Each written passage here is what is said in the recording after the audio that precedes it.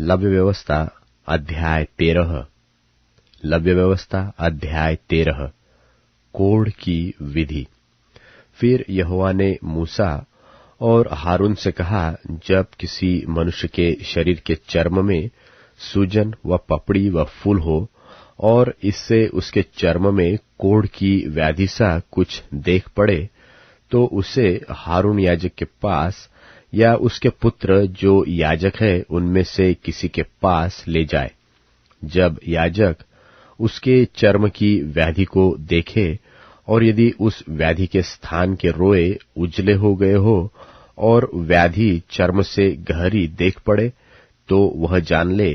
कि कोढ़ की व्याधि है, और याजक उस मनुष्य को देखकर उसको अशुद्ध ठहराए। और यदि वह फूल उसके चर्म में उजला तो हो,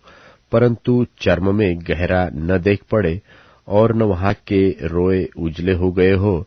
तो याजक उनको 7 दिन तक बंद कर रखे, और 7वें दिन याजक उसको देखे, और यदि वह व्याधि जैसी की तैसी बनी रहे और उसके चर्म में न फैली हो, तो याजक उसको और भी 7 दिन तक बंद कर रखे, और 7वें दिन याजक उसको फिर देखे, और यदि देख पड़े कि व्याधि की चमक कम है और व्याधि चर्म पर फैली न हो, तो याजक उसको शुद्ध ठहराए, क्योंकि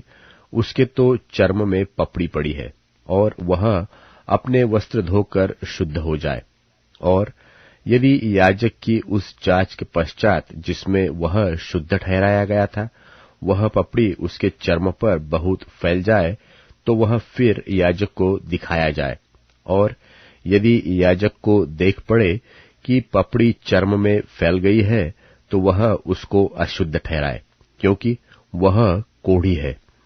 यदि कोढ़ किसी व्याधि किसी मनुष्य के हो, तो वह याजक के पास पहुंचाया जाए, और याजक उसको देखे,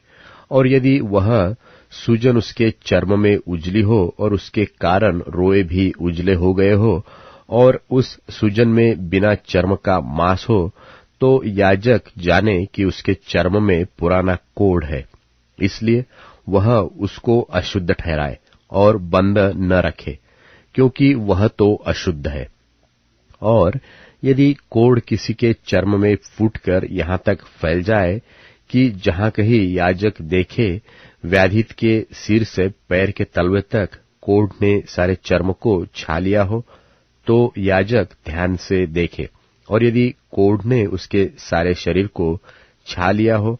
तो वह उस व्याधित को शुद्ध ठहराए, और उसका शरीर जो बिल्कुल उजला हो गया है वह शुद्ध ही ठहरे। पर जब उसने चर्महीन मांस देख पड़े, तब तो वह अशुद्ध ठहरे, और याजक चर्महीन मांस को देखकर उसको अशुद्ध ठहराए, क्योंकि वैसा चर्महीन मांस अशुद्ध ही होता है, वह कोढ़ है। पर यदि वह चर्महीन मांस फिर उजला हो जाए, तो वह मनुष्य याजक के पास जाए, और याजक उसको देखे, और यदि वह व्याधि फिर से उजली हो गई हो, तो याजक व्याधित को शुद्ध जाने, वह शुद्ध है। फिर यदि किसी के चर्म में फोड़ा होकर चंगा हो गया हो और फोड़े के स्थान में उजली सी सूजन व लाली लिए हुए उजला फूल हो, तो वह याजक को दिखाया जाए, और याजक उस सूजन को देखे, और यदि वह चर्म में गहरा देख पड़े और उसके रोए भी उजले हो गए हो, तो याजक यह जानकर उस मनुष्य को अशुद्ध ठहराए, क्योंकि वह कोढ़ की व्याधि है जो फोड़े में से फूटकर निकली है। और यदि याजक देखे कि उसमें उजले रोए नहीं है और वह चर्म से गहरी नहीं और उसकी चमक कम हुई है, तो याजक उस मनुष्य को 7 दिन तक बंद कर रखे। और यदि वह व्याधि उस समय तक चर्म में सचमुच फैल जाए, तो याजक उस मनुष्य को अशुद्ध ठहराए, क्योंकि वह कोढ़ की व्याधि है। परंतु यदि वह फूल न फैले और अपने स्थान ही पर बना रहे, तो वह फोड़े का दाग है, याजक उस मनुष्य को शुद्ध ठहराए। फिर यदि किसी के चर्म में जलने का घाव हो और उस जलने के घाव में चर्महीन फूल लाली लिए हुए उजला ही हो जाए, तो याजक उसको देखे, और यदि उस फूल में के रोए उजले हो गए हो और वह चर्म से गहरा देख पड़े, तो वह कोढ़ है और उस जलने के दाग में से फूट निकला है। याजक उस मनुष्य को अशुद्ध ठहराए, क्योंकि उसमें कोढ़ की व्याधि है। और यदि याजक देखे कि फूल में उजले रोए नहीं और न वह चर्म से कुछ गहरा है और उसकी चमक कम हुई है, तो वह उसको 7 दिन तक बंद कर रखे, और 7वें दिन याजक उसको देखे, और यदि वह चर्म में फैल गई हो, तो वह उस मनुष्य को अशुद्ध ठहराए, क्योंकि उसको कोढ़ की व्याधि है। परंतु यदि वह फूल चर्म में नहीं फैला और अपने स्थान ही पर जहां का तहां ही बना हो और उसकी चमक कम हुई हो, तो वह जल जाने के कारण सूजा हुआ है। याजक उस मनुष्य को शुद्ध ठहराए, क्योंकि वह दाग जल जाने के कारण से है। फिर यदि किसी मनुष्य व स्त्री के सिर पर व मनुष्य की दाढ़ी में व्याधि हो, तो याजक व्याधि को देखे, और यदि वह चर्म से गहरी देख पड़े और उसमें भूरे भूरे पतले बाल हो, तो याजक उस मनुष्य को अशुद्ध ठहराए। वह व्याधि से हुआ, अर्थात सिर व दाढ़ी का कोढ़ है। और यदि याजक सेहुए की व्याधि को देखे कि वह चर्म से गहरी नहीं है और उसमें काले काले बाल नहीं है, तो वह सेहुए के व्याधित को 7 दिन तक बंद कर रखे,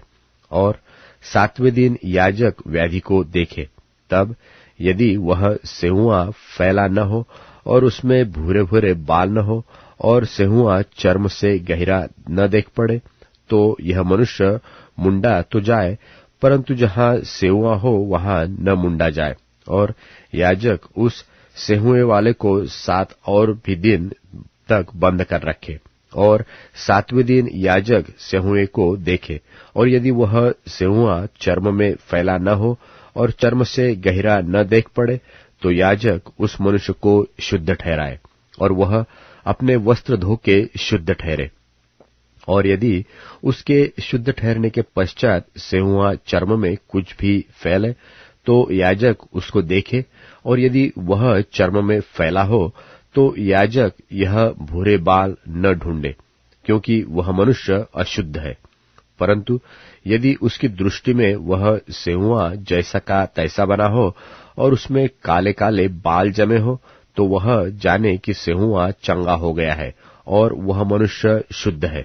याजक उसको शुद्ध ही ठहराए। फिर यदि किसी पुरुष व स्त्री के चर्म में उजले फूल हो, तो याजक देखे, और यदि उसके चर्म में वे फूल कम उजले हो, तो वह जाने कि उसको चर्म में निकली हुई चाई ही है, वह मनुष्य शुद्ध ठहरे। फिर जिसके सिर के बाल झड़ गए हो, तो जानना कि वह चंदुला तो है, परंतु शुद्ध है। और जिसके सिर के आगे के बाल झड़ गए हो, तो वह माथे का चंदुला तो है, परंतु शुद्ध है। परंतु यदि चंदुले सिर पर व चंदुले माथे पर लाली लिए हुए उजली व्याधि हो, तो जानना कि वह उसके चंदुले सिर पर व चंदुले माथे पर निकला हुआ कोढ़ है। इसलिए याजक उसको देखे, और यदि व्याधि की सुजन उसके चंदुले सिर व चंदुले माथे पर ऐसी लाली लिए हुए उजली हो जैसा चर्म के कोढ़ में होता है, तो वह मनुष्य कोढ़ी है और अशुद्ध है, और याजक उसको अवश्य अशुद्ध ठहराए, क्योंकि वह व्याधि उसके सिर पर है। और जिसमें वह व्याधि हो, उस कोढ़ी के वस्त्र फटे और सिर के बाल बिखरे रहे, और वह अपने ऊपर वाले होठ को ढांपे हुए अशुद्ध अशुद्ध पुकारा करे। जितने दिन तक वह व्याधि उसमें रहे, उतने दिन तक वह तो अशुद्ध रहेगा, और वह अशुद्ध ठहरा रहे। इसलिए वह अकेला रहा करे, उसका निवास स्थान छावनी के बाहर हो।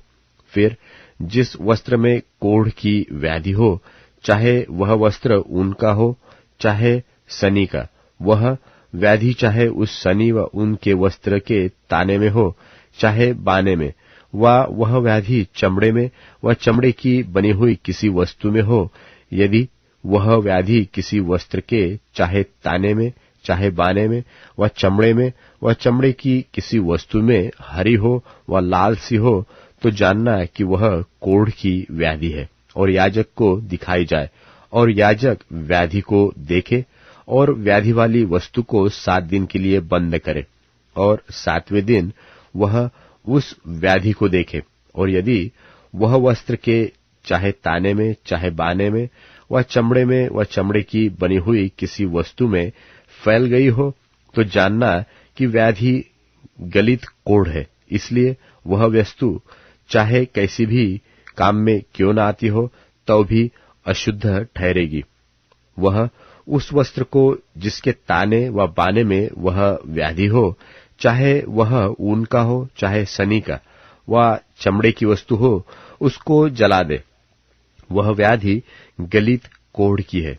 वह वस्तु आग में जलाई जाए। और यदि याजक देखे कि वह व्याधि उस वस्त्र के ताने व बाने में व चमड़े की उस वस्तु में नहीं फैली, तो जिस वस्तु में व्याधि हो उसके धोने की आज्ञा दे, तब उसे और भी 7 दिन तक बंद कर रखे, और उसके धोने के बाद याजक उसको देखे। और यदि व्याधि का न तो रंग बदला हो और न व्याधि फैली हो, तो जानना कि वह अशुद्ध है, उसे आग में जलाना, क्योंकि चाहे वह व्याधि भीतर चाहे ऊपरी हो, तो भी वह खा जाने वाली व्याधि है। और यदि याजक देखे कि उसके धोने के पश्चात व्याधि की चमक कम हो गई हो, तो वह उसको वस्त्र के चाहे ताने चाहे बाने में से व चमड़े में से फाड़ के निकाले। और यदि वह व्याधि तब भी उस वस्त्र के ताने व बाने में व चमड़े की उस वस्तु में देख पड़े, तो जानना कि वह फूट से निकली हुई व्याधि है, और जिसमें वह व्याधि हो उसे आग में जलाना। और यदि उस वस्त्र से जितने ताने व बाने से व्याधि हो व चमड़े की जो वस्तु हो, उसमें से जब धोई जाए और व्याधि जाती रहे, तो वह दूसरी बार धुलकर शुद्ध ठहरे। ऊन व सनी के वस्त्र के ताने व बाने में व चमड़े की किसी वस्तु में जो कोढ़ की व्याधि हो, उसके शुद्ध और अशुद्ध ठहरने की यही व्यवस्था है।